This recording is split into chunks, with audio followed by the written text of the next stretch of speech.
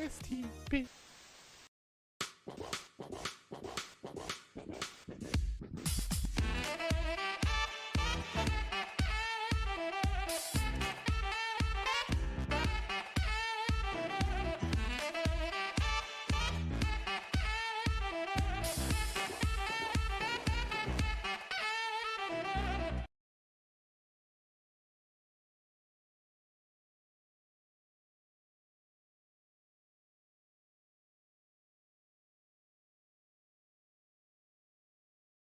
Hello guys and welcome to today's STPL. My name is Kix. You are joining me for week 7. We had a week break last week, which was quite nice for me, but we're back once again, and then from there we can kind of do everything we need to do.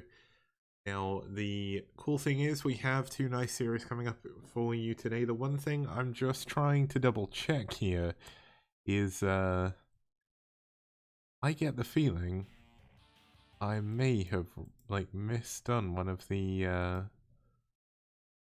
the scores, perhaps. I'm not too sure.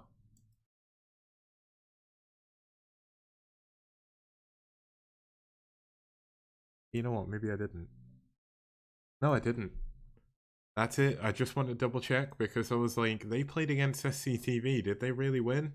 And they did. iRk are currently completely unbeaten. They've only lost a single game so far this season, where they DeWalt lost to Ruin, who is of course an ASL qualified player, so there's nothing to scoff at there. Their opponents are going to be pSi Storm. They're a little bit further down the table. They're unfortunately probably not going to make it into the playoffs. I think the playoffs are pretty much just decided already, but we will have the seeding. There is another, I think it's 3 weeks. Yeah, so we do another 3 weeks. So we've got this week, next week, and the week after. Then we have another week break, and then we go into the playoffs. So we are speeding through this season. iRk, Ash, Starcast, Wico, and NaS, as well as Red, being the top 6 teams at the moment. They look like their positions are uncontestable from the bottom 3, but the top 6 all is to play for. If you come first in the group, which it looks, unless a miracle happens, like iRk is going to be able to do that, they will be seeded directly into the final, which is obviously a massive deal for our teams.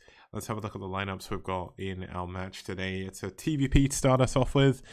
No, it's a PvP, sorry. Marine plays PvP, so please ignore his race on the overlay. We're going to have a PvT between Grast and Medino. We're going to have a ZVZ between Mitak and Norgrim.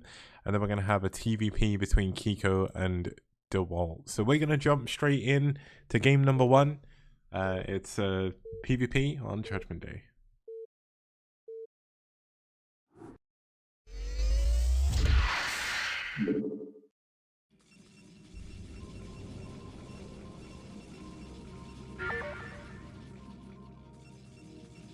Okay, starting us off here in the top left-hand corner, fighting in the Peach pSi, it's Marine.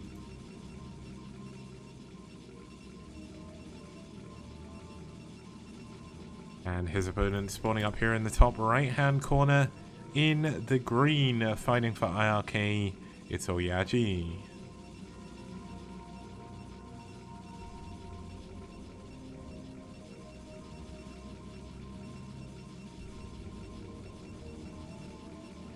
Okay, so PvP on Judgment Day, this is a flat map. There is no high ground outside of little pods that you can drop on, outside of the natural and the main.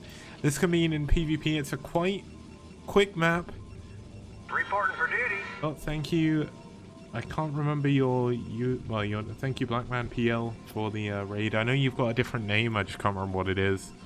Welcome. You guys are tuning in to into good old STPL. We're on week 7 of the 10 weeks of the round robin. We've got the current top team against the 7th place team. That's kind of cool. Wait, Blackman PL, is that Julia? Am I misremembering? I can't remember. I know you've definitely got another AKA, I just can't remember what it is. My bad, but looks like oh, you're going to get the first scout here. Getting a little bit lucky, going for 2 gate as well. This is going to be unscouted by Marine, which could lead to some problems. Yeah, this is a tournament, so welcome. This is a team league if you're interested on how things have been going so far. There is a Wikipedia page that you can check out with all of the results and everything. But yeah, it's team league, global team league. Players from all over the world are going to be playing. Up next, we've got Red versus NaS, so that should be fun as well. But yeah, currently we have essentially the Bulgarian national team against iRk. Now, iRk are definitely the best team outside of Korea. There is absolutely no doubt in my mind about that. But pSi are going to be doing their best here to try and hold on if they can. So let's hope that we get a good series here. If not, we do have another series coming up straight after as well. So that's all good. Okay, we've got the probe coming into the mineral line here. Not really able to do any damage. No proxy pylons being laid, or mana pylons being laid down at all. Core coming up for Marine. Now Marine is up against 2-gate Zealot. He is going to scout this, but incredibly late. He is only just now going to be able to come in here to be able to do that. But this could be a little bit too late. Now, does he go for a second Zealot? Yes, he does. This is not the best play normally, because what it means is you're just going to be behind Zealots. You need your Dragoon as fast as humanly possible. You are not going to be able to keep up Zealot production. I mean, these pylons, not really going to be able to do too much.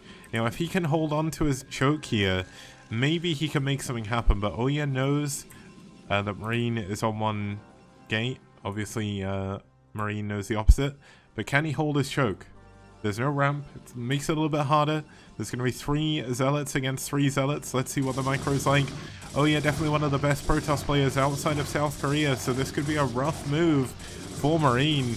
But both players trading pretty equally right now. Looks like Marine getting a little bit, not destroyed, but a little bit awkward amounts of damage being done here. The Dragoon is not yet out. He cannot micro this down with just 1 Zealot. He is going to have to run until he gets as much. Oh, he gets a kill with his probes. That's one of the Zealots down, but there's two Zealots coming out at the same time. The Dragoon getting trapped. Needs to make sure he pulls back here. If he can micro like a god, he can make something happen here. But it is so tough. The Dragoon getting caught on the Zealots, taking so much damage already. Nice usage of the shield battery coming in there to block the Zealots for a little bit, but the Zealots getting into the mineral line. They are going to start killing probes now, and I think this could be last chance saloon here. Marine going to tap out. GG, and we're going to be back in just a minute or so with game number 2.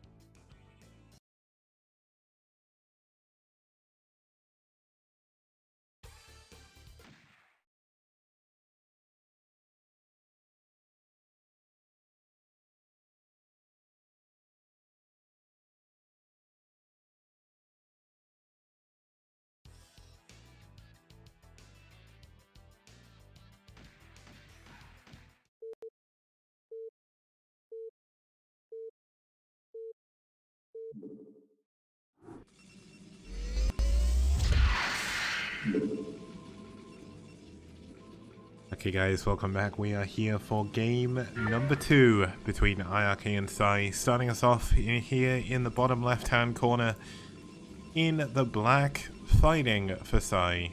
It's their captain, it's Grassed.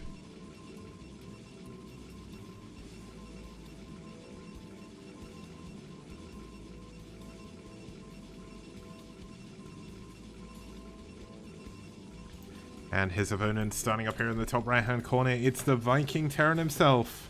It's Medinho.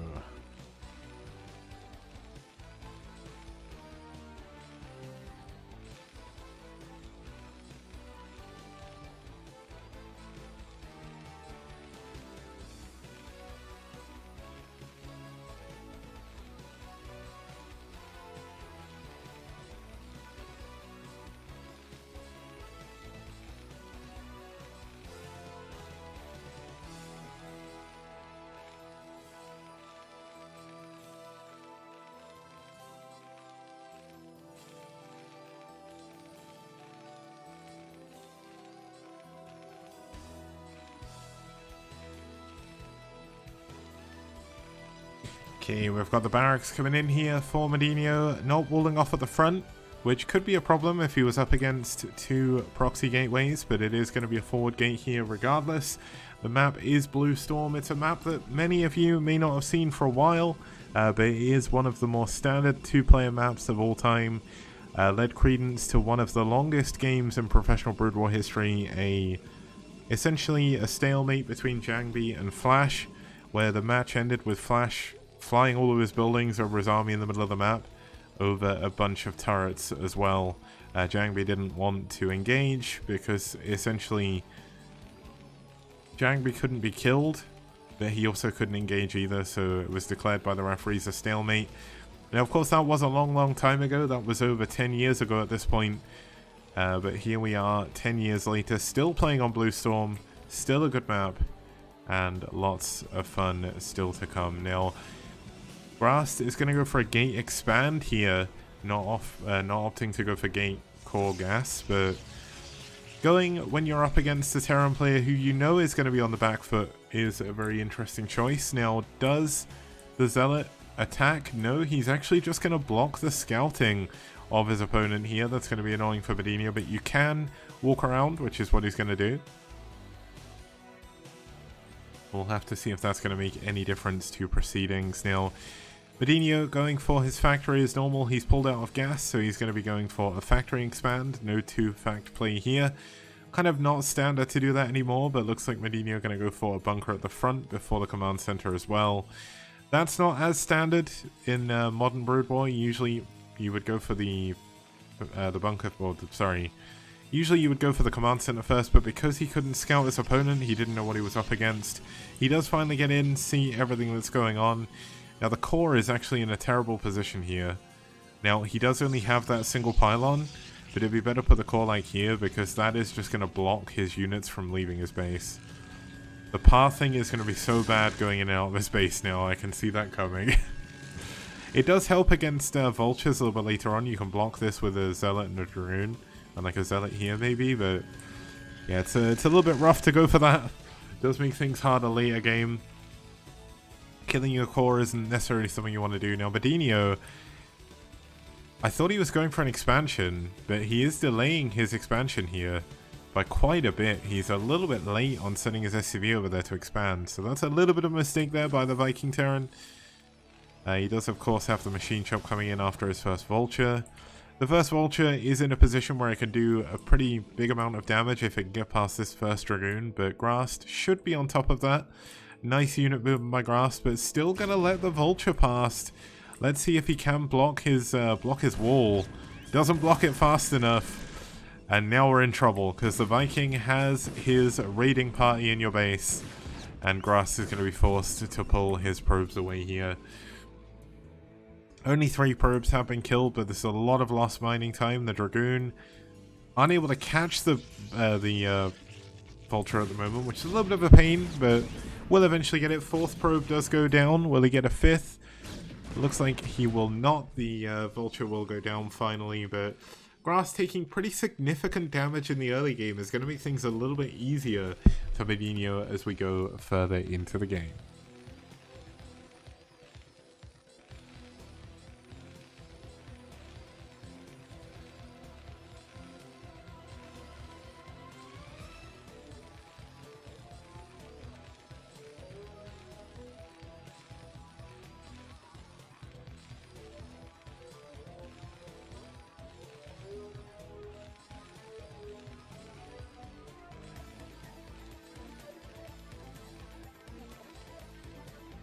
Okay, mines starting to be laid down in the middle of the map here. Vultures moving around to stop any potential third bases coming up. Using those mines very, very nicely. Does have one more mine as well. Should probably put that on this base if he can do so. But it looks like he's just going to be running around. We do have another vulture going down into the bottom right. Medinho calling Grast baby as well. Showing a little bit of friendship there between the two of them.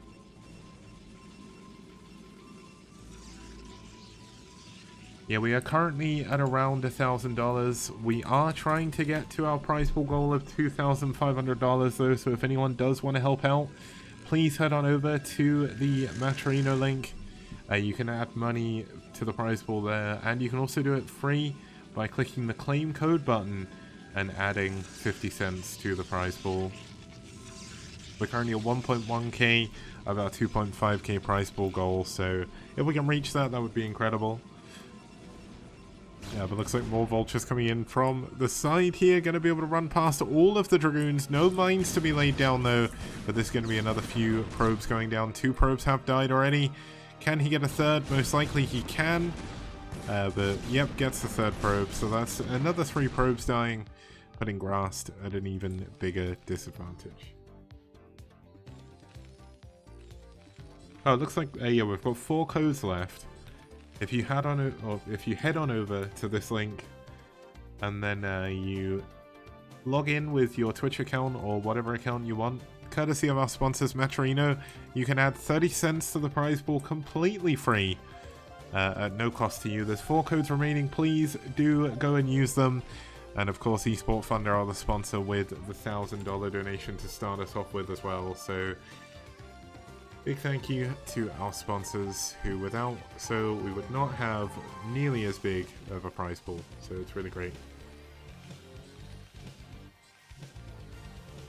If you want to catch any of the games you may have missed before, you can also sub on Patreon to get access to all of the previous replays throughout the history of the STPL, or you can check out the YouTube channel at youtube.com/STPL TV, and you can you can see all the VODs from all the previous casts from every single series over the 4-year history of the STPL, which is kind of cool. So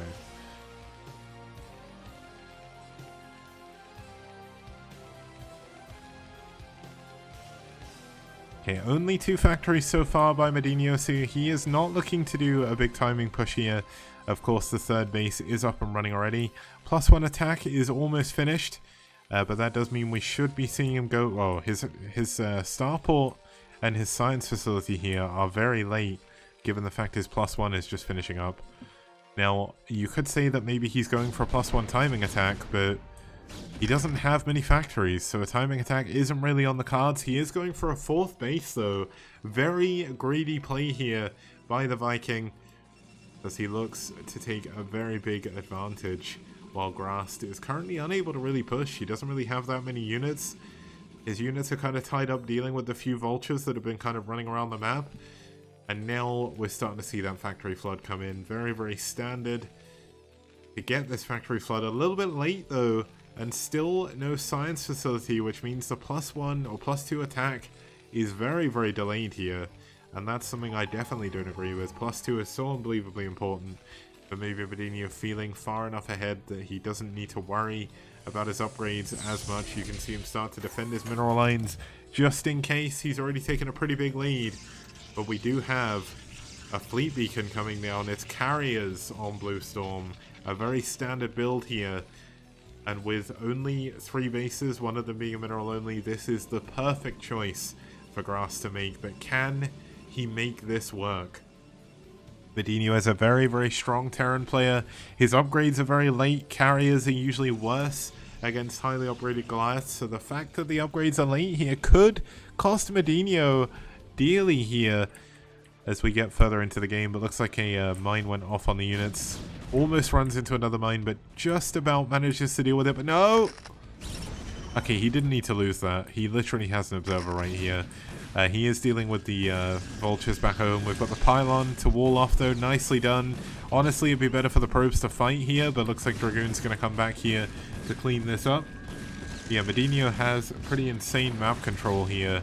And this cannon, unfortunately, a little bit misplaced. It would have been better to put it in the middle of the mineral line, but c'est la vie. There's only so much you can do. Armor coming in, science facility coming in as well. 2nd armory, so he will be going in for 2-2 when that finishes. A 7th, 8th, and 9th factory will be coming in here to sort of supplement the Terran's production. But will he find out about the carriers? He hasn't scanned this part of the base, I don't believe. Here we go. He goes for a scan, and there we go. Great timing on me switching on his vision.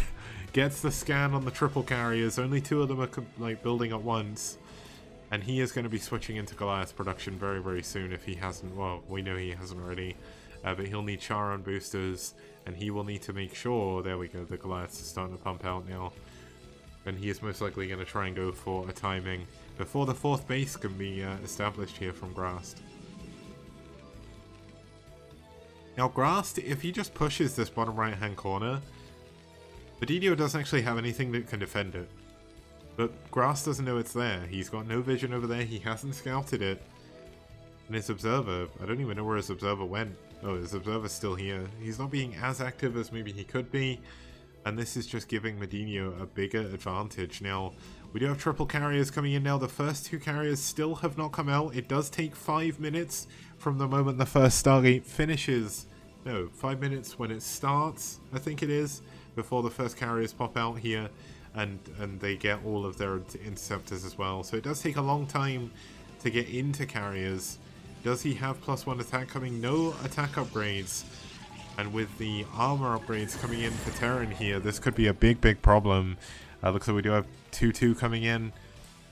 No supply blocks here for Medinho. He's already mass built supply depots at the top of his base. He knows what's going on, and he knows that he does not want to get caught off guard by this.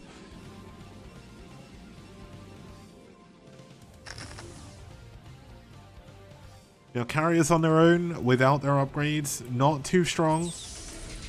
The natural expansion is going to be sieged down here by Medinho, but the carriers, as long as they get their interceptors out, should be able to defend this before it goes down at the very least. But things are definitely looking rough here for poor old Grast. We have a lot of scans going down just to catch the observers, but unfortunately the Goliaths don't quite get it. Now, there's a lot of scans being wasted here, so if he had some DTs to mix in with his army, that'd be pretty good. But where he's spending so much money on the carriers, he doesn't really have the money to be able to do so. We've got a SCV coming up here. Is he going to build like a command center up here or something? That would be ridiculous, but looks like Medinho going to push up onto the high ground. His ground army is so unbelievably big right now. The carriers are out of position. They're flying up, but even with the carriers, they can't fight this many Goliaths on their own. They're going to need backup, so the Zealot's going to come in. They don't seem to have Zealot leg speed right now, so they are going to get mowed down. The carriers kind of microing back and forth here, trying to deal with the Goliaths. There's just so many of them. And there's so many units being built back at home as well that Medinho is in such an incredible position. I think he should be able to win the game here off of this push. The 3rd base, which is where all of the probes are. The probes actually never went back to the natural. They're going to start being focused down, and Medinho is going to be able to win the game. I mean, the good thing is Grast is doing a very good job to try and keep his Nexus alive. He does still have all of his carriers. He's not lost one of them yet, so very nice control. But it's just too much. It's a numbers game. It's 4 base Terran against 3 base Protoss. One of them isn't even mining. There's a drop of Vultures on the natural as well, just to add insult to injury. Those Vultures are going to be able to run into the main. GG, well played. Grast taps out. Medinho wins game number 2.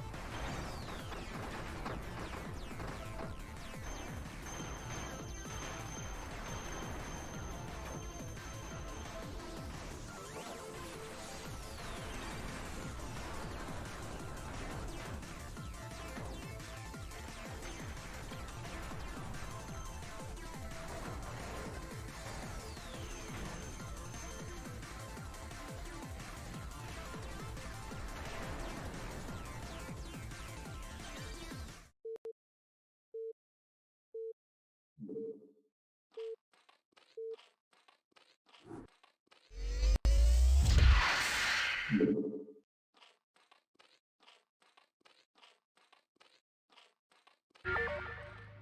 guys, welcome back. We are here for game number 3 between iRk and pSi.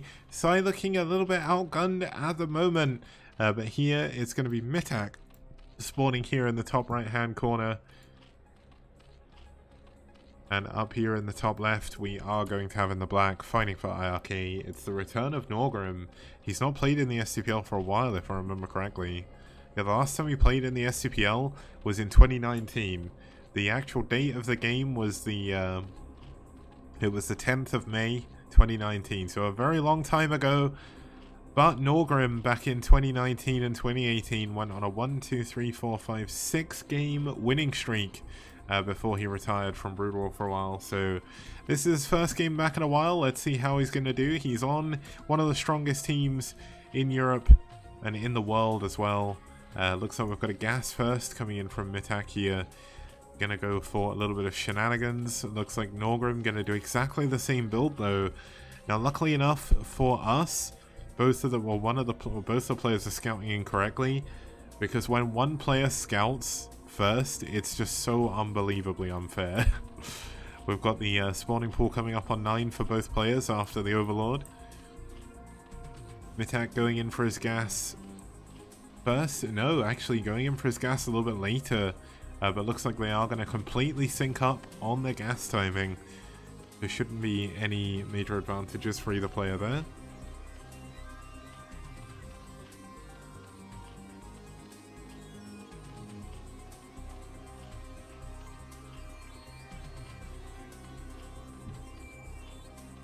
Now, just recently I've been playing AoE 4 on Game Pass. AoE 4 is really fun.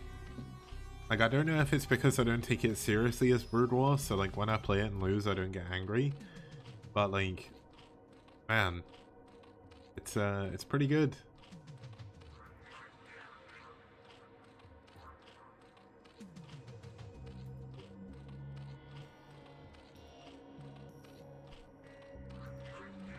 Yeah, not getting angry makes the game more enjoyable as well. But I play the Abbasid Dynasty, and I'm just gonna say Camel's Own. Like, camels are so fun. Like, when are they gonna add camels to Brood War? I'm just wondering. Just imagine like a siege tank line and camels just like run up to it.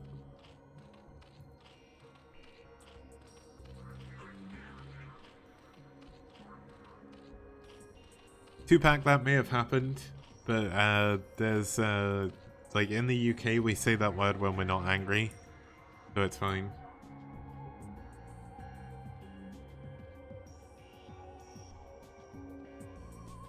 Some guy was like super BM about his teammate, and yeah.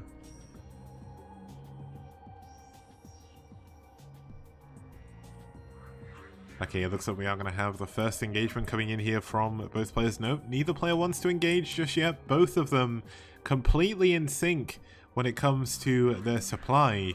But mithaq getting his Spire. Okay, around the same time. Norgrim stayed in gas longer. I think mithaq wanted to go for more lings. So mithaq is going to try and hit a timing here where Norgrim has not been building as many. mithaq may be able to set up a contain at the top of the ramp until Muteless come out. But mithaq has this thing about going for a ling all in randomly, so let's see if that's going to be it. He is mining gas, so he is going to be able to go into his air units. The Overlord is in a position to seal the lings at the bottom of the ramp.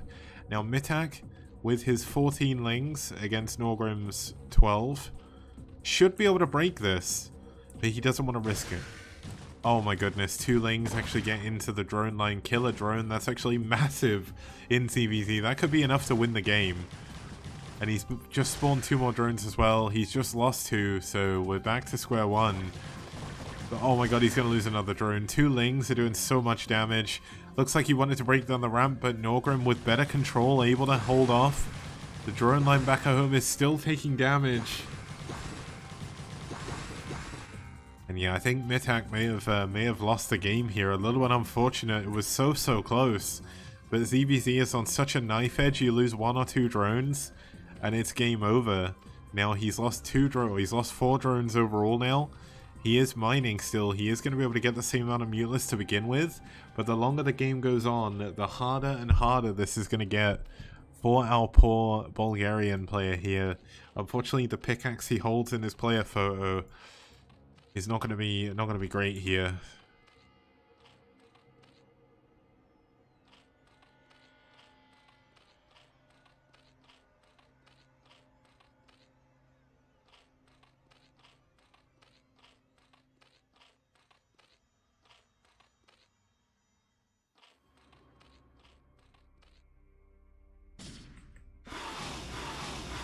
Okay, the first Overlord gonna go down here by Norgrim. That's another win it's another winning situation because Mitak doesn't really have the money to be able to replace this. Now it is 4 Mutalisks against 3 as well. Mitak is going to be looking to try and get some cheeky drone kills, but that's not really going to be something you can do. We've got Lings in the drone line again. Another drone has gone down. Another 2 have gone down. Mitak is going to go all in now. It is 4 Mutalisks against 5, but the 5 was fighting the 3 before. GG. GG is called. That's going to take us into game number 4 when we get back after this short break.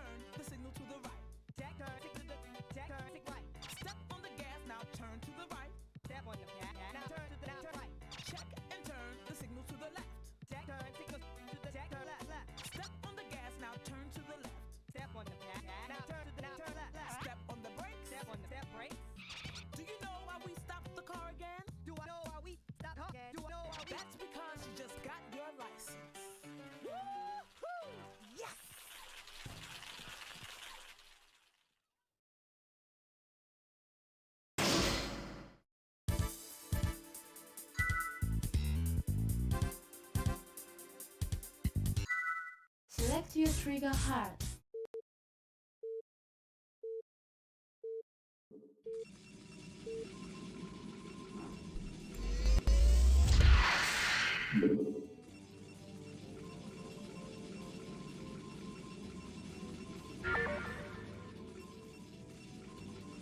Hey guys, welcome back. We're here for game number 4 between iRk and pSi. pSi have unfortunately lost the series. iRk have gone undefeated again. But can Kiko get a win on the board here for pSi? It's going to be starting off in 12 o'clock position in the pink, fighting for iRk on triathlon. It's DeWalt. And his opponent spawning down here in the bottom right hand corner in the yellow, fighting for pSi. It's Kiko.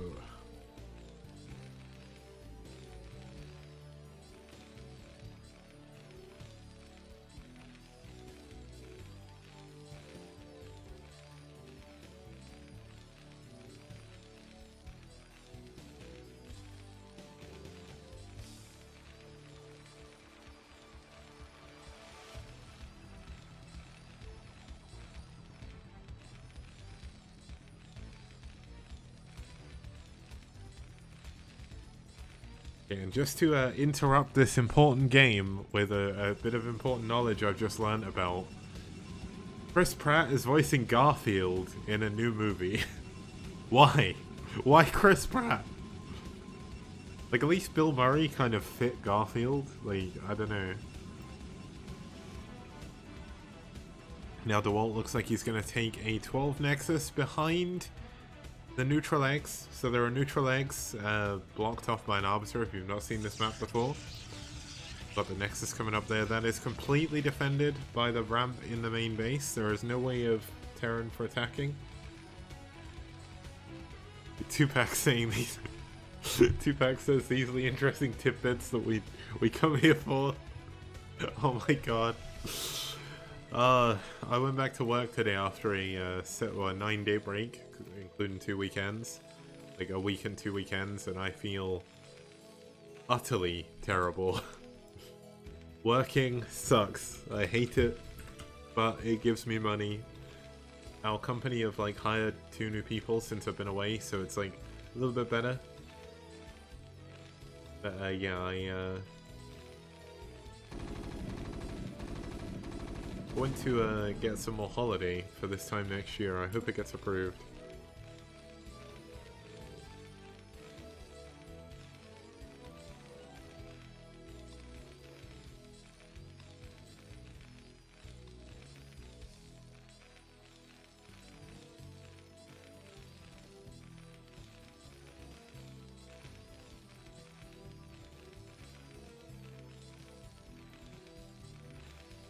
Okay, Tupac. You know what this stream is like. You've seen it before. Now, obviously, the SCV is going to scout this. There's not really anything he can do. Technically, if you wanted to be really cheeky, you could build like a factory and float it in, but that really doesn't work. I mean, he might be able to make it work. I'm not too sure. I've never seen it work before, but who knows? DeWalt may be asleep at the wheel. First Elliot is going to come out, chase down the SCV. SCV getting pretty much perfect scouting information so far. Now, Kiko is going to try and go for a rush here. Now, of course, he can't get through the neutral eggs, which are blocked off by the Arbiter, but he can try and attack the main base. Now, the issue is he is up against DeWalt's... He's up against DeWalt's Zealot, and DeWalt's Zealot is very, very strong. Now, he's not pulling any SCVs with this either. He is going to be hoping to bust the ramp with a single set of Marines. There is there's a Vulture coming as well, but the Dragoon is out. And I think Kiko's rush may have already been stopped. The Dragoon should be enough to deal with this. The Zealot on the high ground as well, going to be eating a lot of shots for that Dragoon. Probes have been pulled though. DeWalt is taking this seriously. He knows that he could technically lose the game from this. The SCVs have been pulled, they just got pulled a little bit late. Didn't eat all of his minerals, but here we go. Can Kiko manage to take a game off DeWalt here? Looks like the Zealot running down the ramp. The Probes getting on top of the Marines as well. This could very well be game over already. The Vulture's doing a load of damage to the SCV, or the Probes here. The SCV is trying to get in a position to do a surround on the Dragoon. Doesn't get it. The Probe helping out so much here. The Marine is going to be the main bulk of damage against the Dragoon here, but it does go down. There is a shield battery as well. Another Marine and another Vulture do come in. The Vulture getting stuck at the bottom of the ramp. The shield battery doing so much though. And I mean, I think this is pretty much game over. There's absolutely nothing that Kiko can do. He's not going to be able to recover from this. He's not done enough damage. The Dragoon going to be saved again. 1 health! 1 health, 1 shield. GG. Kiko taps out. DeWalt wins game number 4. Oh my goodness. 1 health remaining on that single Dragoon. That is why DeWalt is one of the highest ranked players in the STPL, ladies and gentlemen. Let's have the win for DeWalt and for iRk. Let's head on over the results and let's get ready for our second series. So, 4-0 victory for iRk. iRk continue their win streak for the they've had a win streak from the entire beginning of the tournament. They are currently 6-0. They've had their bye week already. They only have 2 more play weeks left. And they've already played against the 2 strongest teams. So iRk could be repeating Seoul's success here and go completely undefeated in the STPL. I'm not sure how that's going to go, but iRk definitely want to win this series or this season. They got to the finals twice, and both times. Wait, was it twice?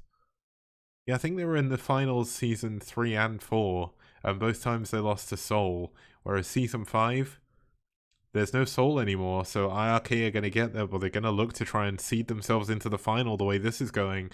But that's going to be it for series number 1. We are going to be back between NaS versus Red when we get back after this short break. See you guys soon.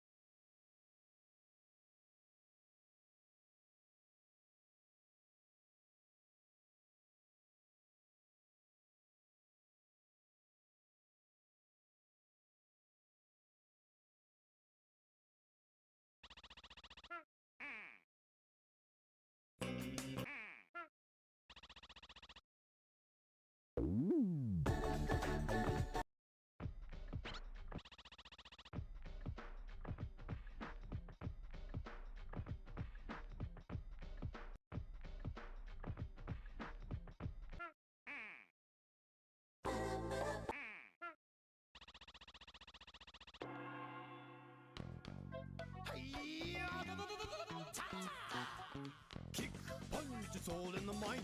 If you wanna test me, I'm sure you'll find the things I'll teach ya. It's sure to beat ya. Nevertheless, you'll get a lesson from teacher. Now kick, kick, kick, kick, kick, kick, punch, punch, punch, punch, punch, punch, jump, chop, chop, chop, chop, chop, block.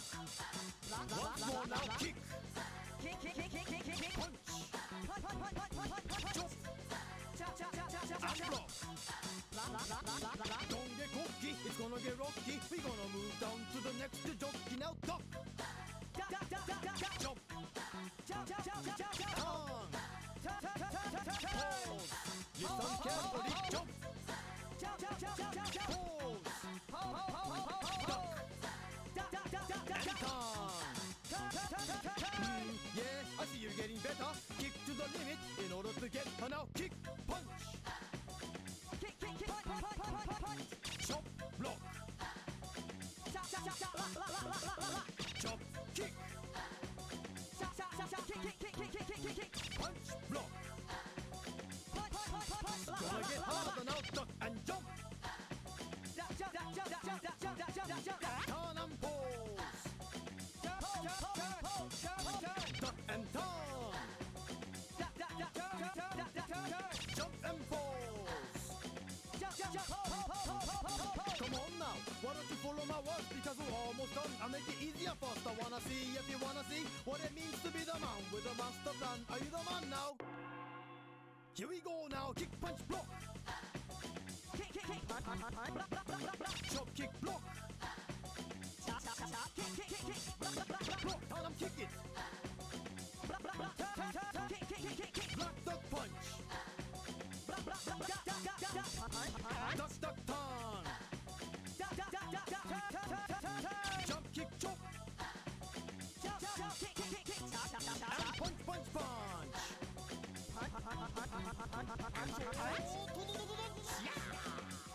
That's it for today. Good job.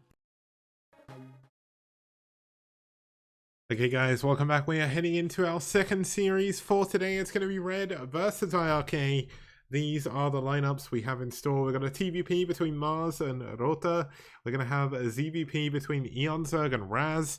A TVZ between Terra and Eriador. I'm looking forward to that one. Well, to be honest, I'm looking forward to all of these. But yeah, like we've got some good matchups. The ZVZ between Striker and Machine. Yeah, it's going to be cool. Looking forward to this first TVP on Judgment Day, so let's get into it. It's game number 1.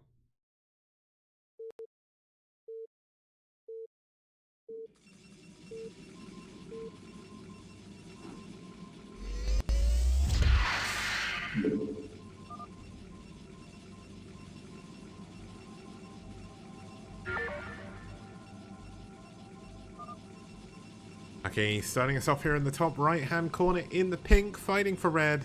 It's Rota, our Finnish hero. And spawning down here in the blue, fighting for NaS. It's the Canadian Terran, Mars.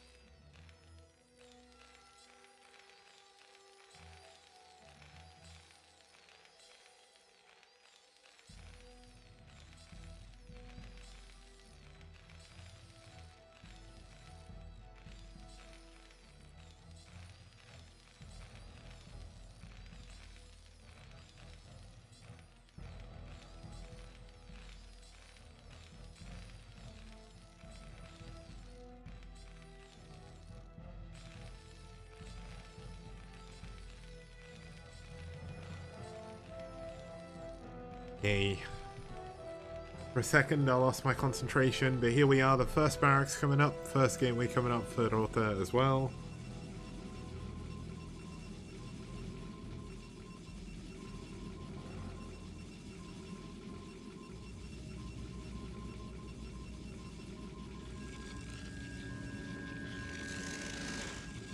Unfortunately for you, Cadency, Custom Muse isn't around today. Right now it is 5:49 AM for him, so he's probably asleep. He also got a girlfriend now, so he's like living a normal life rather than the like weird European time zone life he was living before. He's also been busy because he got a job as well, right? He works for a... doesn't he work for a Freaker now? Which is kind of cool. Well deserved as well.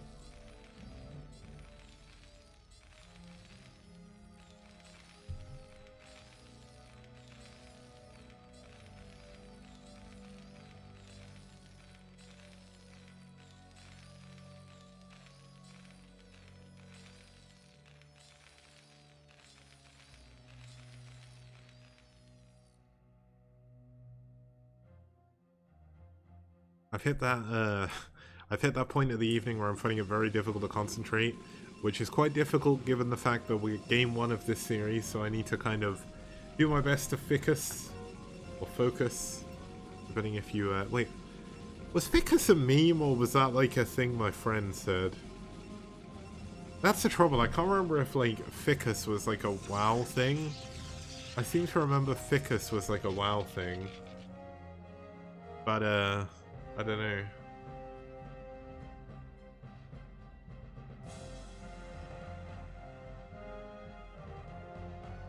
Like FICUS, bit of focus.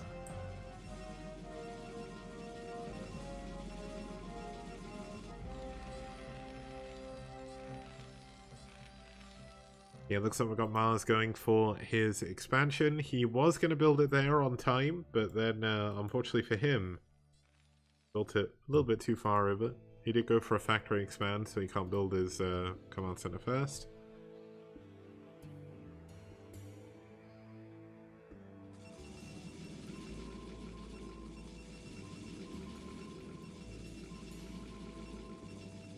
Okay, it looks like Rota is getting ready to expand on 28 as well. So both players getting their expansions around the same time. This does normally benefit the Terran. Until Rota can get his goon range up, he's not going to be able to put any pressure on that bunker. Yeah, and as Cadenzi points out in chat, you can't actually check. Well, technically you can poke in with the Dragoon and see if there's a command center, but you lose the Dragoon. So you are playing a little bit blind here as Rota. Mars going to be able to get in because Rota didn't have his units here blocking. So Mars does know about the expansion. Wait. Yeah, he did see it. First Dragoon has been sent back a little bit. Didn't take any hull damage though, so that's pretty good.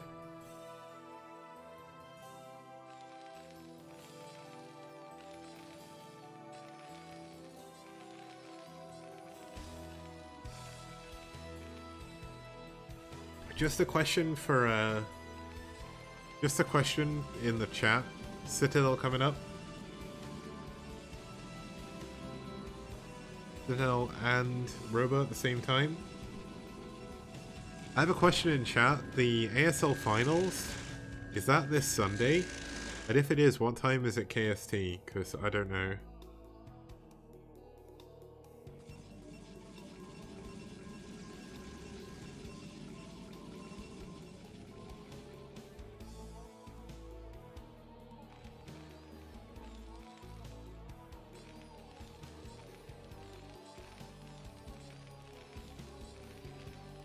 Good armory timing here from Mars, but actually late on the actual upgrade. We do have a missile turret coming in. Mars is getting ready to defend against Reavers, but there's no Reaver coming here, at least for the time being. Could be a DT drop.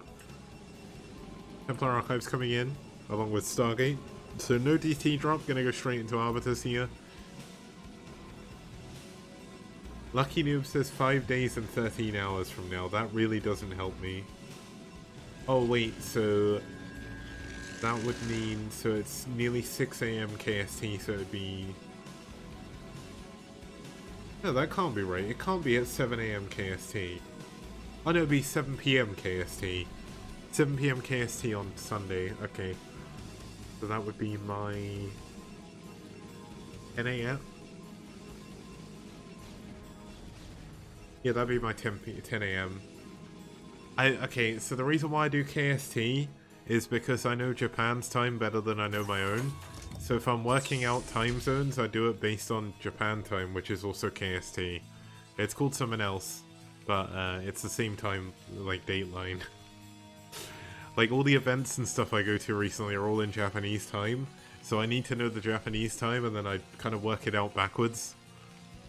Like, and the fact that daylight savings ended for the UK has just confused the hell out of me, because I've gone from having 8 hours between me and Japan to 9 hours. Which kind of sucks. The time in Japan now is 5:55 AM.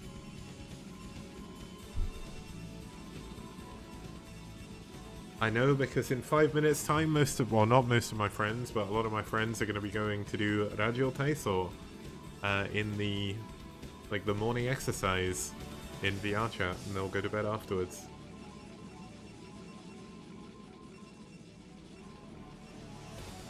Okay, we got 4 gateways coming in, 5 gateways.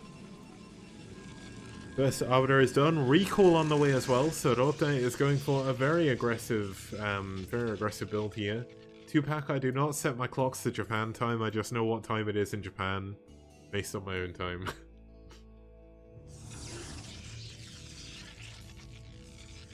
Okay, we've got a single Dragoon being... Oh, this is nice. He's going to drop on his high ground to make sure he doesn't get dropped. This is very good. Yeah, the building layout here is very, very nice. This is like Horangi levels of building layout. I like it.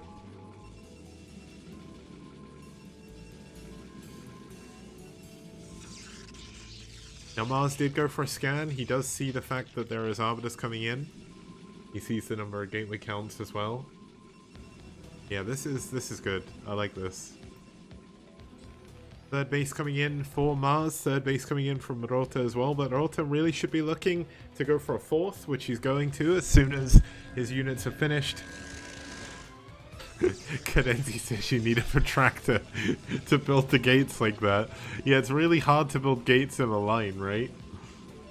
Surely if they were at a diagonal at a weird angle, you'd need a protractor, but surely you would need a ruler to build the gates in this formation.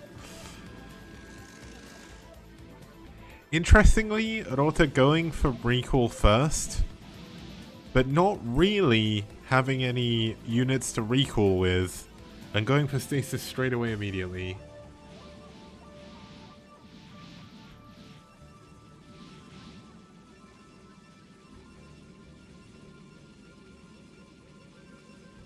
Now second Arbiter coming in, still in the 5 gateways, no gateway spam just yet. He is now adding on his 4th base. Interestingly, Rota doing the one thing that I hate and not actually going for this base in the top left first. You can't build gates in this base, and you can also get it sieged from here, so it really isn't good. I don't know.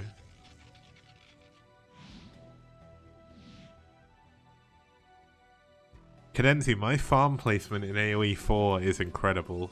It's usually better. There's some games it goes wrong when I misplace my, what's the Abbasid landmark building? Trouble is my my AoE 4 is in Japanese, and the words are complicated enough that even I can't read them without like checking them up. So I don't know what it's called in Japanese, but because I can't read it in English either, I don't know what it's called in English. Yeah, it's the Early Learning Center. That's what the Abbasid the Abbasid dynasty get the Early Learning Center as their landmark.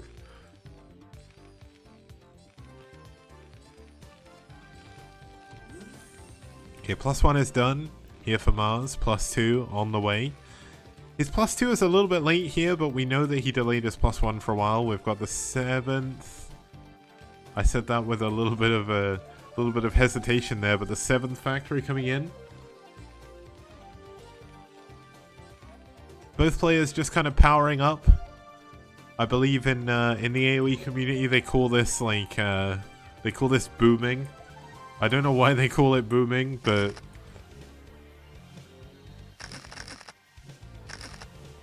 I mean the thing is, if you're ahead, if you're macroing up, why bother attacking?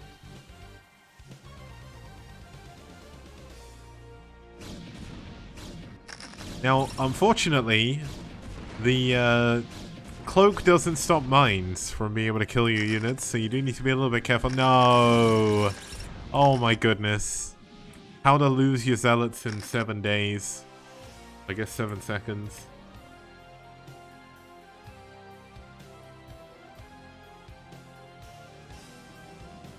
We've got a lot more gateways coming in. 1, 2, so there's 5 gateways there, 6, 7, 8 gateways. 8 gateways here, going for gateway farm in the top left. This is how you play PvT. You love to see it. But once again, Protoss players walking around without an observer. Also with AoE 4, there was a game we played yesterday in 3v3 where we were going to win from the sacred sites. We were 20 seconds away from winning, and then they took it. So we lost the timer, and then we lost to someone's wonder they built, which kind of sucks. Losing like that sucks, but oh my god. Rota got all of his units stuck in his base. It's Jaedong all over again.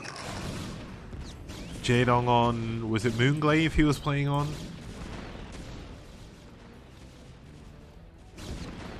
Vulture's getting cleared in the middle of the map. Dragoon doing a lot of damage down here. Now this is a very important match for Red, because Red's next 2 series, they're up against Zerg and Terra, 2 of the best players in the foreign scene. Rota has to win this if he wants...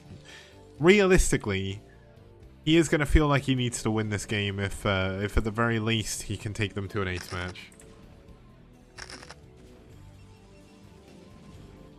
Steelix AoE 4 came out last Friday, so a lot of people have been playing it. Age of Empires 4 is a lot of fun, by the way. Nice drop by the tanks here, but luckily enough, we are going to see a cannon going to take down the tanks because he's not going to target fire it. Why would you target fire the one thing killing your units? Pylon blocking his units from getting back in his base. We do have a push coming in. Oh my goodness, mines. Never mind. Vulture's getting cleaned up once again. What? Wait, where did the goon die to the mines? A goon died to a mine, but I don't know where. Now there's a DT here, and he's gonna block him from being able to expand. He tries to build a gas, but it's like, no sir. Another missile turret coming in. Both players kind of still not attacking each other for now.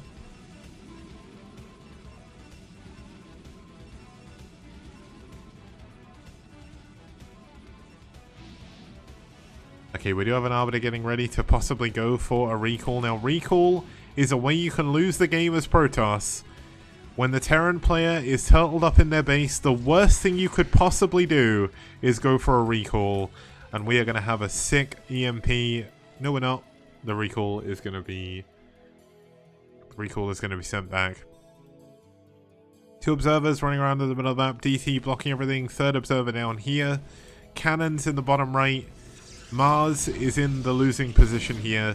He has to take out the corners before there's gateways, all of them, or Rota is going to win. But Rota hasn't been building gateway farms everywhere, so he isn't going to be able to remax.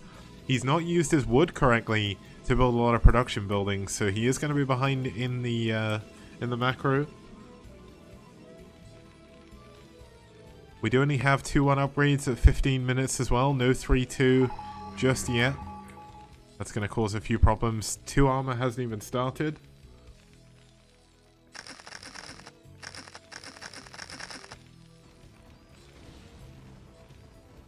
Now, Arbiter does go down. Dropship, however, going to be able to get in here into the base, but 2 tanks are not going to be able to kill all of these zealots.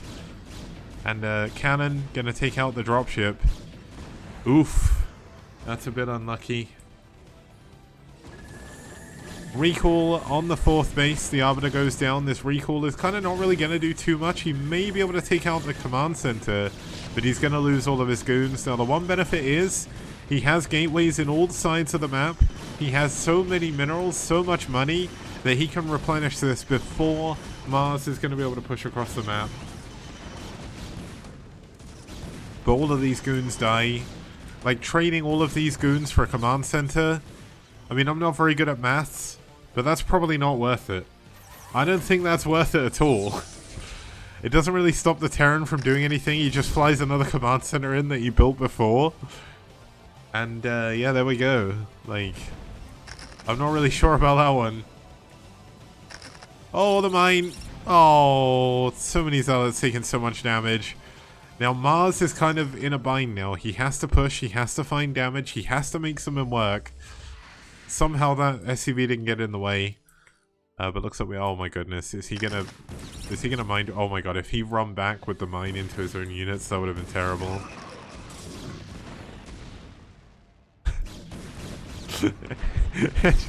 Edgewater in chat just says a great zealot migration of 2021 from the top left village. Oh my god.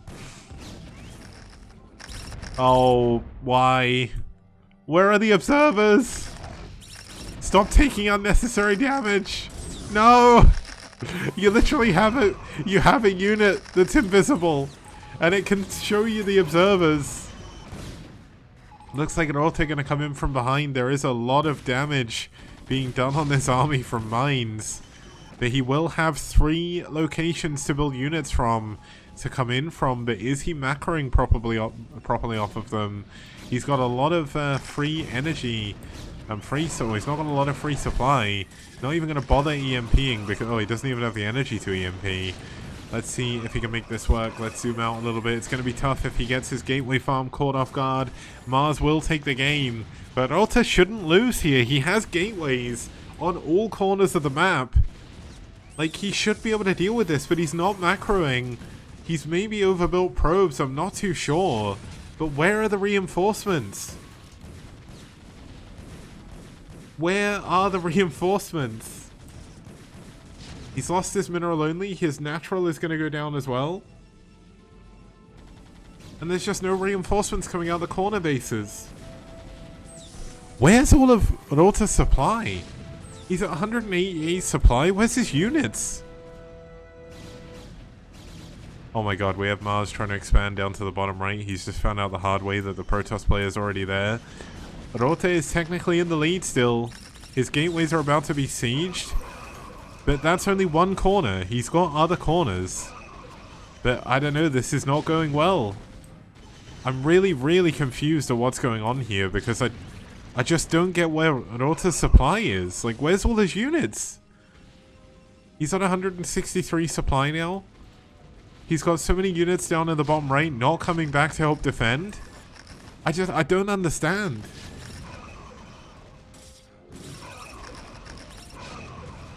Now he has managed to clean up a bunch of these tanks using his Arbiter.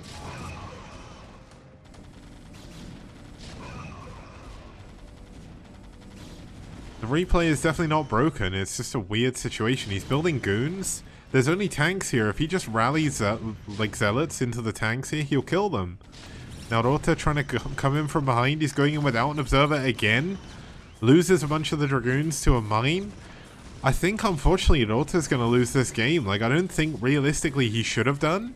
I don't think in any world should he have lost this game, but Mars just coming in with too many units. 3-2 upgrades are done. And Rota just not managing his army correctly, I don't feel. He's so far down in supply now. We've got tanks coming into the bottom right. There's not enough gateways down here. And, this is crazy. This is Judgment Day, and the game was played on Sunday.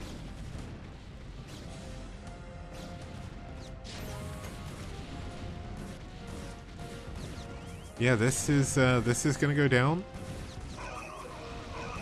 Rota is kind of rallying in single amounts of units, and I think this is gonna go a bit rough here. I mean, the gateways are still alive, but units are coming out one by one. The units in the bottom right have been unable to do any damage. They get a tank down here in the bottom right. He could maybe try and get in. Of course, Mars is completely mined out, but he's taking a base here. He's going to be attacking into the top right as well. Now, Rota could just rebuild all of his tech and all of his units in the top left, but even then it's rough.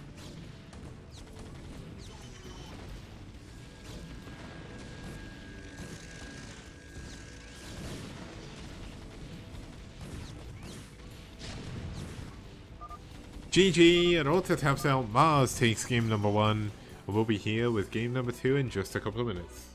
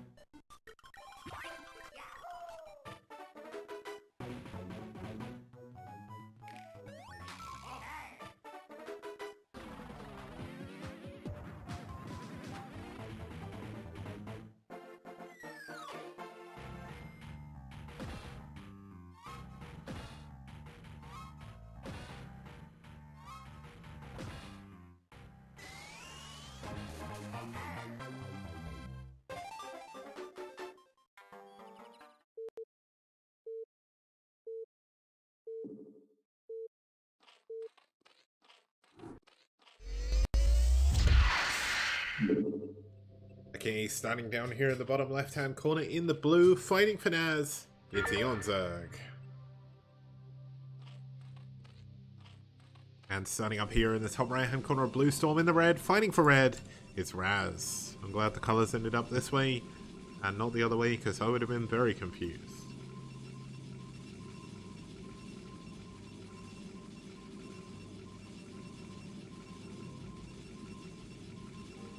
Excellent chat says, what kind of league is this? This is a team league.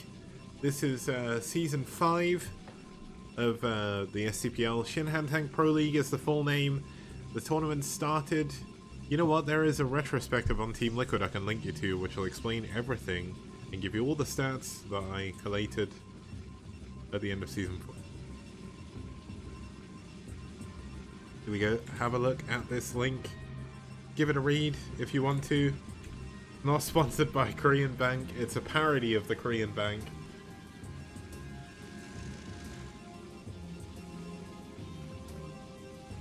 Sponsored by Esport Fund and Matrino, though. Now we have a 9 pull coming in from Eonzerg. Not going for an overpull. Going for a... Okay, I guess his drone was low on health, so he went to... It's either that or he went for the gas trick. Kind of weird to do the gas trick at your natural. Raz doing a pretty good job harassing, blocking the net or blocking the natural hatchery come up, but of course, going for a 9 pull means Eonzerg's going to be able to deal with this fairly certain, or fairly soon even. Edgewoda completely unsurprised in chat by the fact that Eonzerg going 9 pull against Protoss.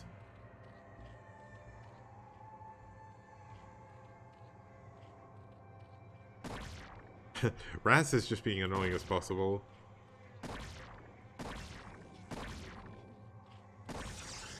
And he gets the pylon as well.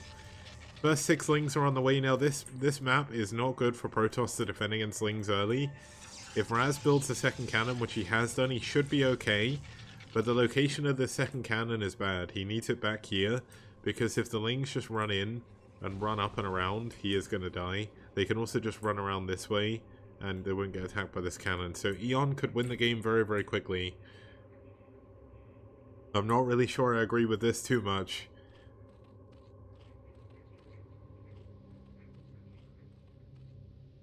Oh, and he gets in before the second cannon is done.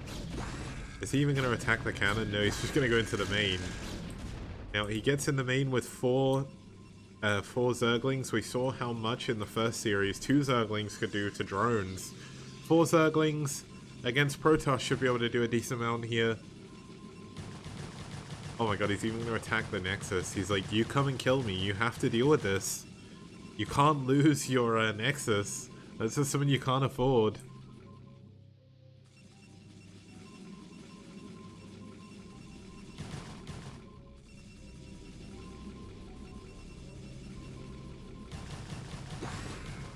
Okay, no probe damage been done so far, just a little bit of missed mining time. One of the probes getting caught off guard there, that's a little bit unfortunate.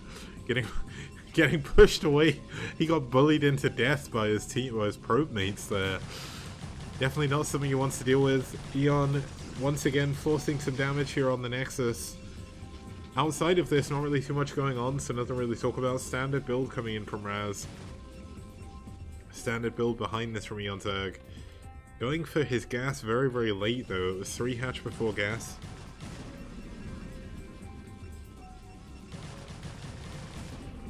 Oh my god, 2 additional probes go down. Eonzerg is in a fantastic spot here.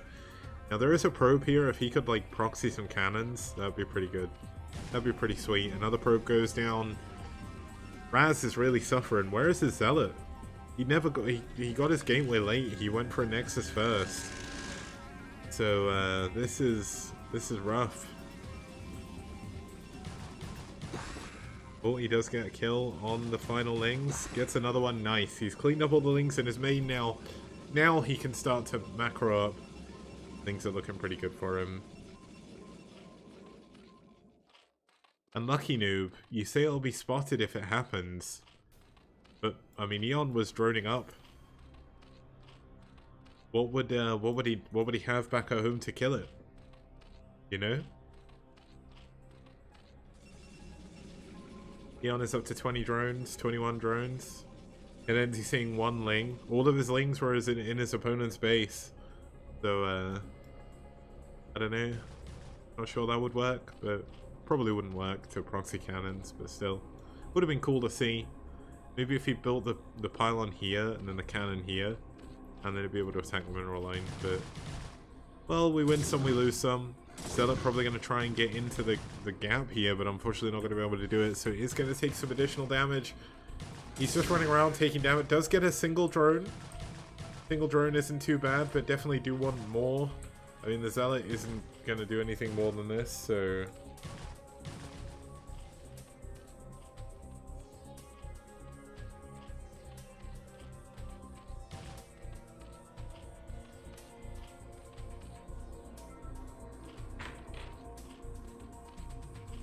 Back at home, Protoss going for the second gateway. Core is done. Stargate should be coming up soon as well.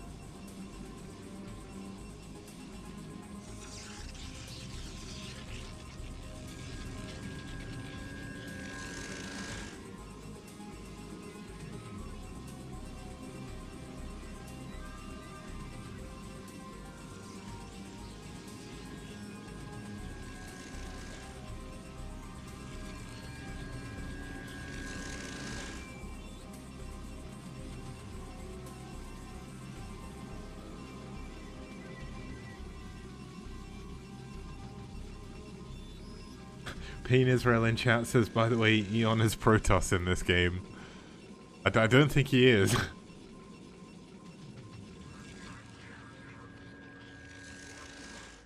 Okay, we've got Muteless coming in from Eon Zerg as well.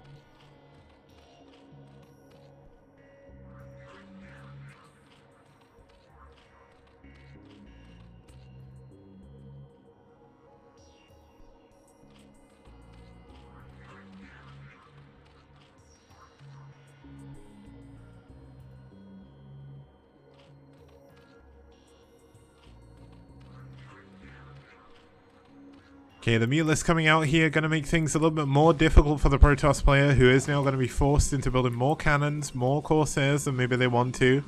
Only one cannon in the main mineral line, so that could be a point of contention. Second cannon coming up as well.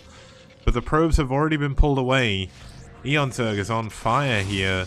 Gets a probe, doing pretty good with his micro as well. Gets another probe as well. Could get this cannon before it starts morphing, or finishes morphing, should I say. But does pull back.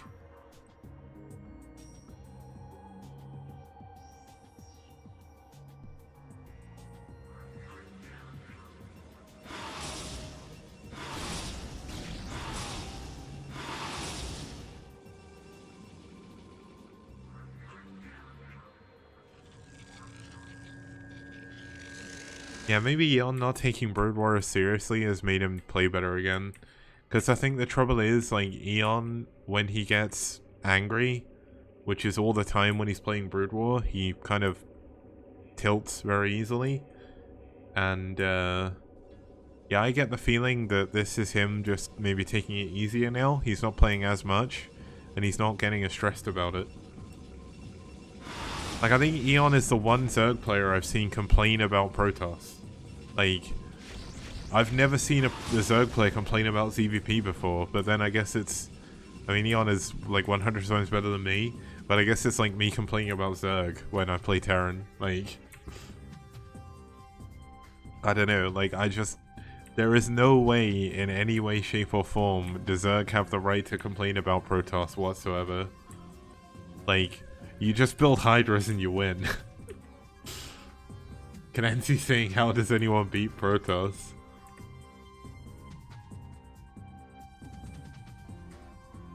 Zerg like sitting out here with a like 80% win rate in ZVP historically and heading that way these days as well, and they're like, oh, Protoss is so broken. Oh.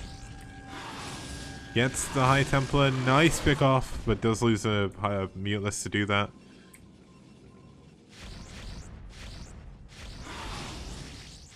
Gonna turn around and fight. Splitting up his Muteless a little bit late here, but he does get one of the Corsairs.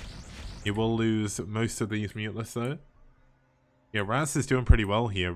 Like, Raz is definitely a solid win or solid addition to Red's roster.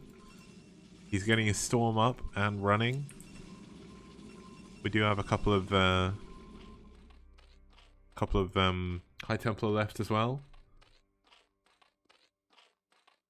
Edgewood in chat saying, of course he's good, he's American.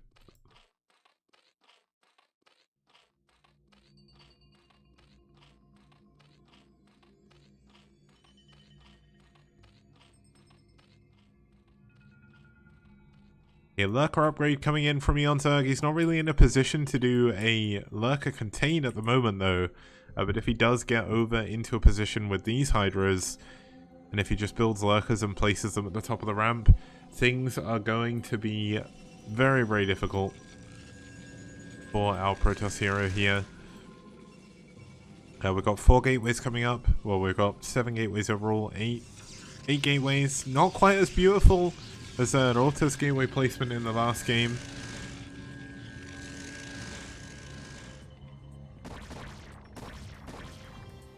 But Eonzerg has the H key, and that makes things very difficult for our Protoss player. So we do have to worry about that. Back at home, we don't have a Queen's Nest just yet, so there's going to be no Queens coming in. Do have double evolution chamber though. A 4th base coming up in the top left, which will be scouted. Having to kill his own gateway to get out of his own base is Raz, which is kind of annoying to deal with, but he has to try and break out before he gets Lurker contained.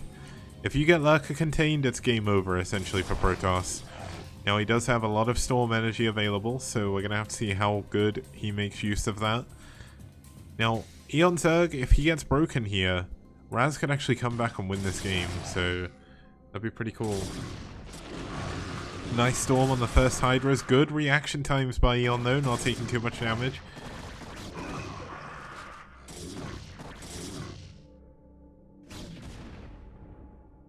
And Raz secures his 3rd base, so nicely done. No Lurker contain here. And that is going to be feeling very, very good for our Protoss hero.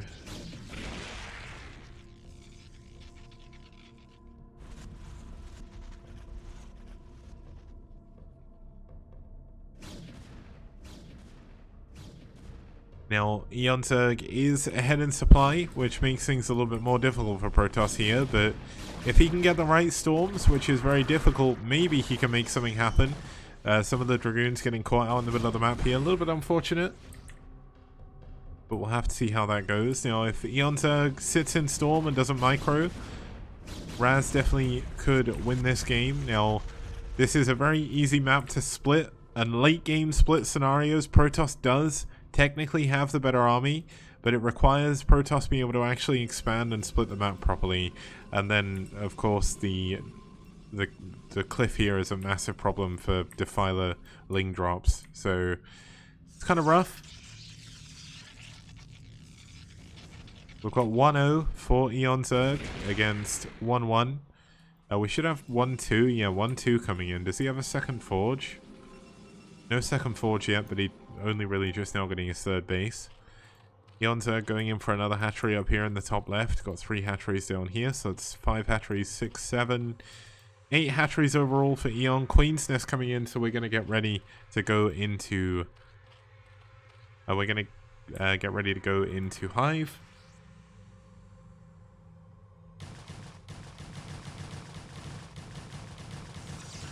Pylon getting taken down. Unfortunately, he's not focusing the cannon, so the cannon may actually finish.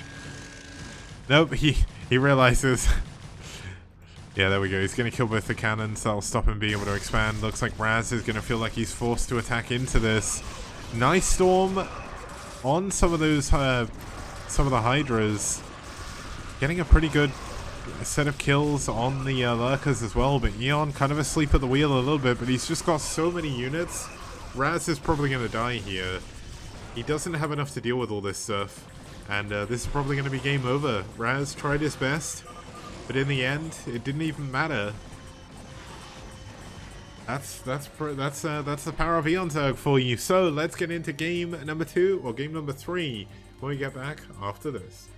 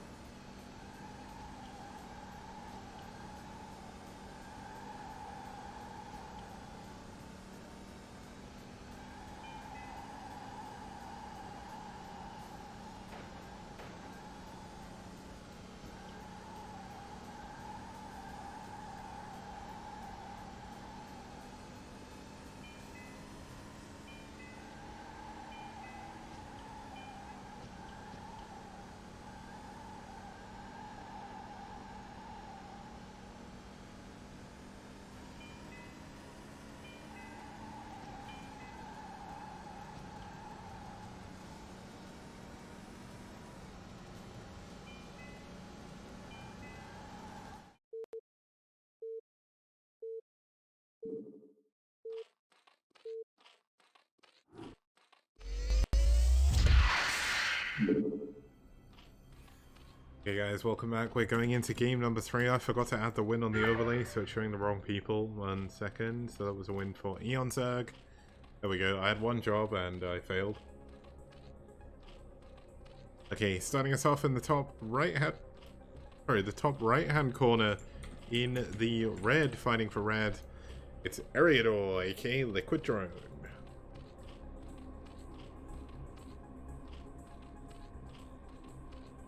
And his opponent spawning up here in the top left-hand corner in the blue, fighting for NaS. It's Terra.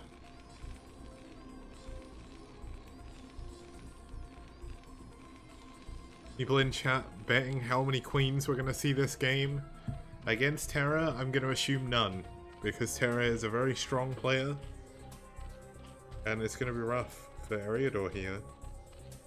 Terry is a strong player, but Terra is like pretty much one of the best players in the foreign scene right now, so it's going to be tough to make queens work against him.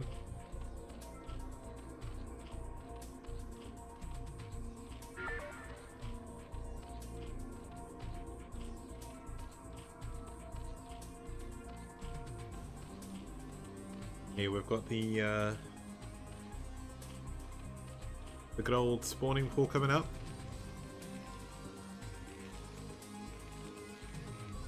Good old barracks coming up for Terra as well. Terra getting ready to possibly wall. You can actually build a barracks here and then your factory if you want to wall in.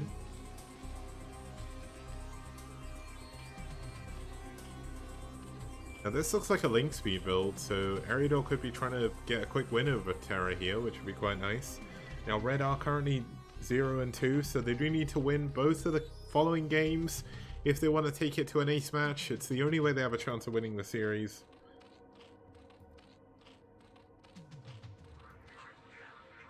Terra, of course, does scout this, so he does have that going for him, but first barracks is only just now finished. You can also wall in with a barracks and a depot as well, so probably is he's not going to have a chance to lift and move it. I do wonder if he's going to try and do that though. No, he's just going to go for some...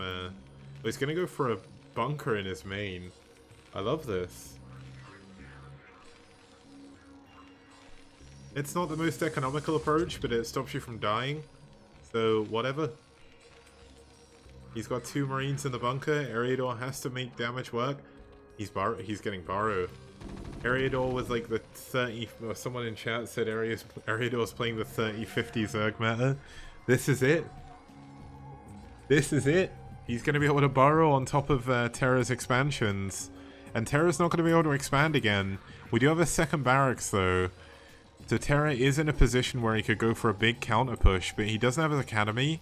He doesn't have his gas yet either, so a 2 barracks push is not going to be maybe as strong as it could be. As long as we get some Sunkens up here, Eriador should be in a good spot. We should have Burrow finishing up soon as well.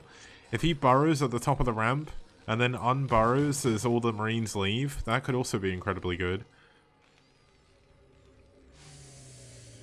Yeah, Cadency saying block CC with Burrows to sneak Burrow catch the army. Oh, it looks like he's shown Burrow to Terra. Terra's going to be kind of a little bit frustrated with that. He doesn't have anything to kill those, so he is going to go for the academy. An Overlord getting caught off guard in the middle of the map, though. That is going to supply block Eriador, whose natural is not done. I think this game is about to end. I get the feeling that these marines are going to kill the hatchery and win the game. Do we have a sunken? We do have a sunk coming up in the main, but it's kind of at the back of the main for some reason. I'm not really sure why you would build it there and not there, but I guess this is kind of like the, oh damn, we're probably going to die. But looks like we've got more Burrow coming in. The Ling's at the back trying to make something happen, but it's kind of rough. He's against he did get a couple of kills on the Marines there, but unfortunately Marines are just better units than Lings when you have small numbers. The hatchery is probably going to go down here. He doesn't have any way of dealing with this, I don't think. The supply block as well. The supply block actually lost him the game. If he hadn't got supply blocked, he may have been able to win this, but unfortunately Battery goes down. You cheese. This is what happens. We will not see queens in this game, most likely. If we do, it's a miracle. But you know what? I live in hope. Probably is. He's got a scan. If he just scans and walks forward, he kills all the lings, and then the game is over. He doesn't even have any medics up here yet. He's going Firebat before medics. He's got one medic coming, but... Look at this. Watch the scan. Watch the scan. Watch the scan. Watch the scan. Never mind.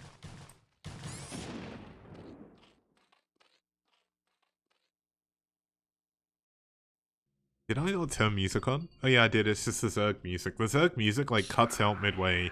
Here comes the scan. Oh my god, the scan coming in. Oh, he just about hits the lings. And yeah, that's going to be game over. GG. Ariador taps out. Terra wins game number 3. Wins the series for NaS. But we'll have game number 4 when we get back after this break.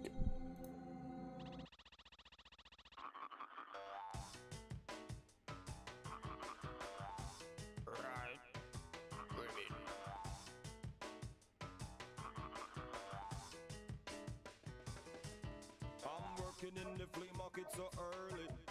I've been working here since my mama was a baby. Just because the rhythm is slow, that don't mean that you can't flow. In the rain or in the snow, In the rain or in the snow, got the funky flow. got the funk flow, got the In the rain or in the snow, in the rain or in the snow, got the funky flow. got the funk flow.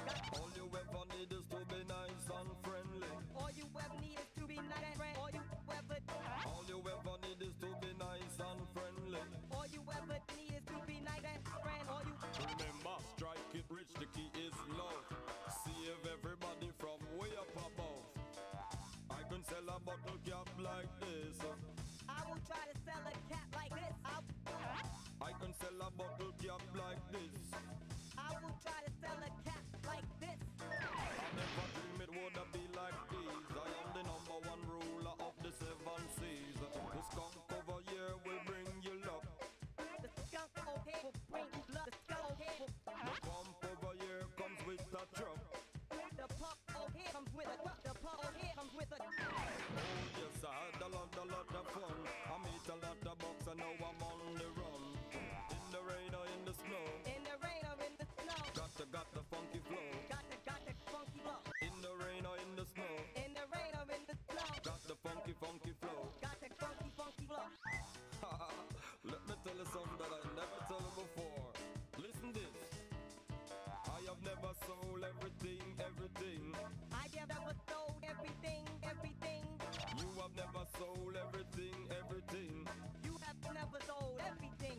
You have Money is all you need.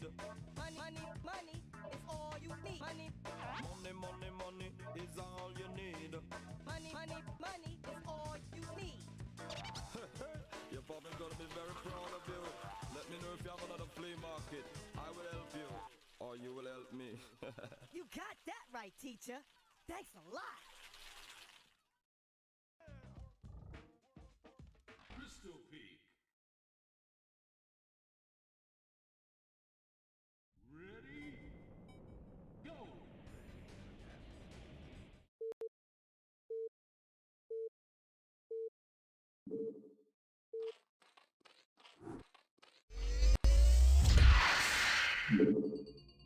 Okay guys, welcome back. We're here for game number 4 between Red and NaS, spawning us off in the 12 o'clock position as our Red Zerg player.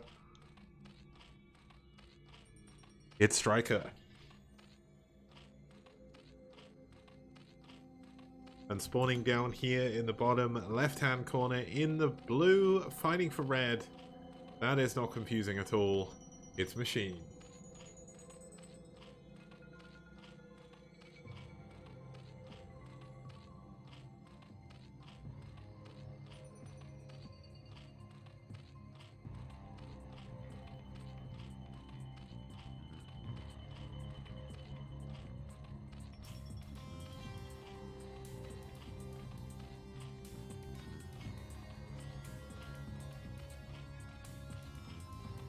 Okay, let's see what the opening build orders are going to be for both players. Both players going up to their 9th drone into an Overlord, so kind of same build so far, but gas first again, this time by Machine.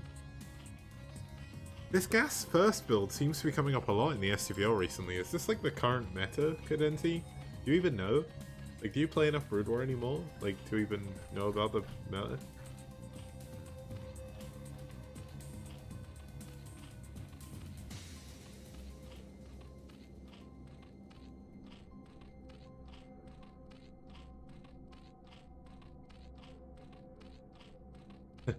Cadenzi saying, I ult QQ CBC on ladder.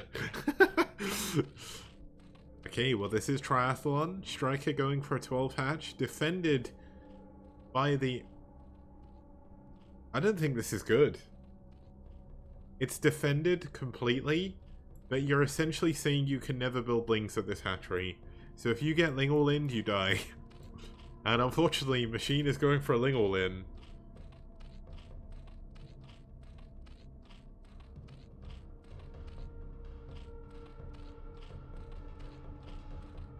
Tupac throwing on shade to Cadenzi, saying that ZVZ almost got Cadenzi into the Pro League. The BSL Pro League, should I say? Were you in the BSL Pro League, Tupac?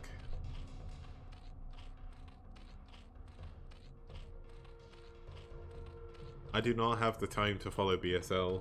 I do feel bad for like saying that, but I'm fairly certain Zero doesn't watch the STPL ever. So we're basically the same.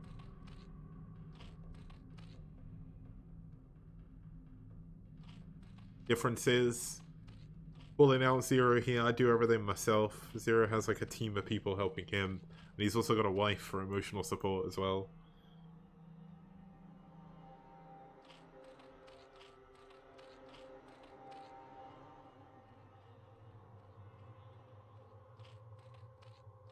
Just saying, Zero needs all this support and help from all these different people. I'm out here on my own, you know? Welcome, Pedro. Good to see you, man. Welcome to the STPL. I don't know if you've watched before, but this is the Shinhan Tank Pro League, a team league as well.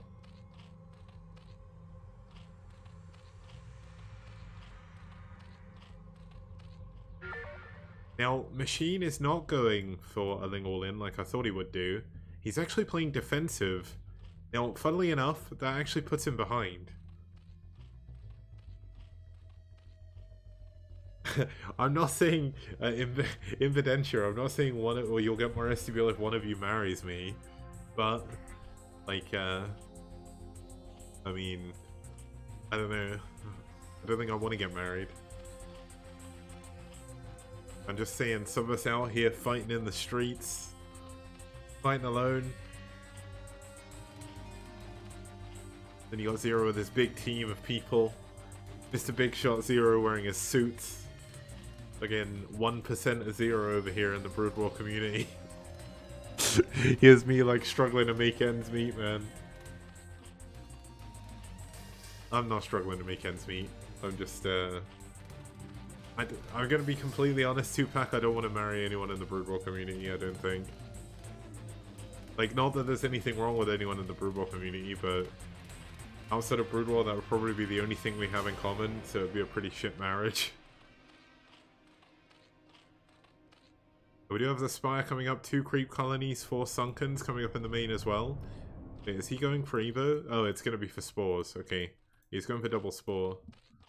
This is such a weird CVZ because I seriously feel like one of them should have attacked, but neither player really wanted to.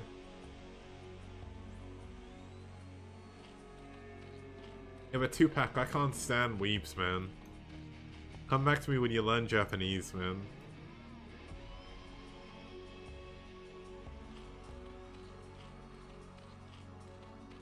Like, I'm that living embodiment of, like, the weebs, like, ragging on other weebs meme. I don't actually mind weebs, like... And the thing is, as well, just while we're waiting for, like... Oh my god, he gets a Scourge connection with that. Just while we're waiting for, like, one of them to attack each other, look at this defense on the Spire as well. It looks like Machine is definitely not going to be playing Slay the Spire today. But, yeah, essentially, like, Japanese people, if you can speak like 2 words of Japanese, if you say hello in Japanese to them, like most people are like so unbelievably surprised that someone would even go out of their way to just learn those phrases, that they would be very, very happy.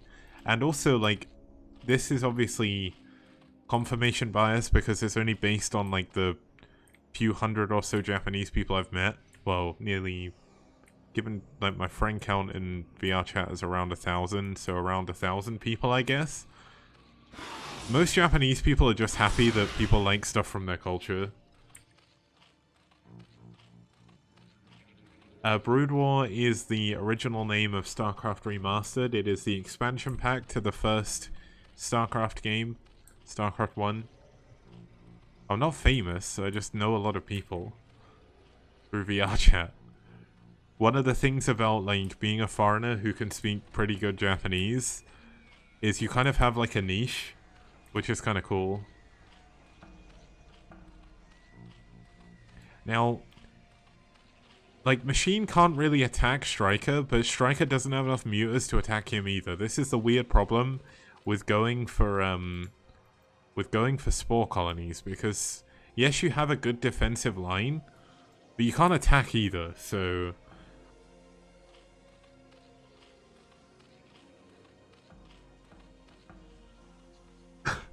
Edgewater in chat says because they're all broodling losers who think they gain value in society by being good at a game that's 20 years old and they aren't even good at, and they attack each other on forums because of their egos. So it's called the Brood Wars.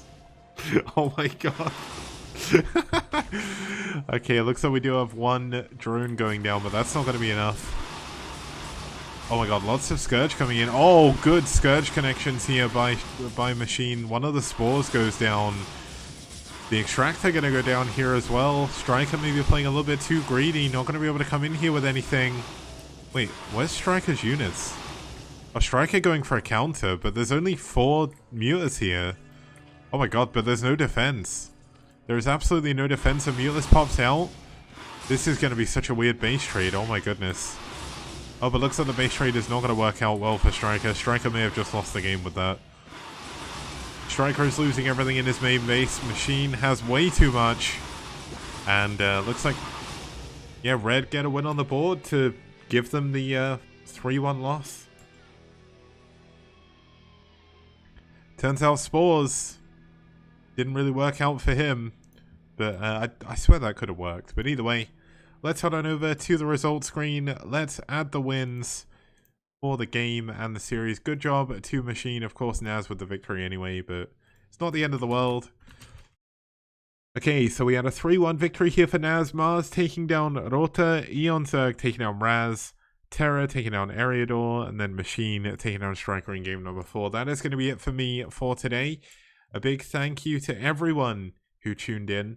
I've had a lot of fun. It's been weird streaming again after like a week's break, but if you guys want to follow more of the STPL, you can head on over to STPL. What am I even saying? You can head over to Twitter at twitter.com/STPLTV, YouTube at youtube.com/STPLTV. You can also head on over to our Patreon if you want to get access to all of the previous replays. The links are down below. You can pay $5 a month for all of the replays ever from STPL we've had. I'm going to check this because I did check this before this season, but we've had a lot more games since then. How many sets have we had overall? Let's have a look. So sets-wise, we have had 1,827 best of ones played or walkovers overall. So it's been pretty good. We've had a long season, or we've had a long 4 seasons. It's been a lot of fun. Thank you all once again for tuning in. Thank you to our sponsors, Esport Fund and Liquipedia. Not Liquipedia, they don't sponsor us anymore. I said Liquipedia again. Esports Fund and Matrino. It's been great fun. We're trying to get to a $2,500 prize pool goal for this season. If you want to add 30 cents to the... There we go. Click on the claim code button over on the Matrino link to add 30 cents to prize pool completely free. We're trying to get $2,500 overall this season for our prize pool. If we can make it, that would be incredible. That would be the biggest foreign team league prize pool, I'm fairly certain, ever. We got $2,000 as our previous one, so if we can make that 2,500, that would be incredible. So once again, I'll be back on Wednesday, same time, same place. So twitch.tv/STPL or youtube.com/STPL TV. That is at 2000 GMT. That's 5 a.m. KST, 5 a.m. Japan time. And I think it's then... I think it's 4 p.m. EST and 1 p.m. PST, because America still hasn't changed. But I will see you guys next time. Have a very good day. And don't miss out. If you're watching this, you're watching the STPL. Hopefully, you've been enjoying what you've seen so far. If you want to help me make more STPL content to bring more tournaments to you, please support us on Patreon, which you can find up here. And also, there's so many different things you can get through Patreon. One of the main and one of the easiest ones to get is, of course, access to all of the replays of the STPL so far. We've had some amazing games, such as some of the games you can see just over here.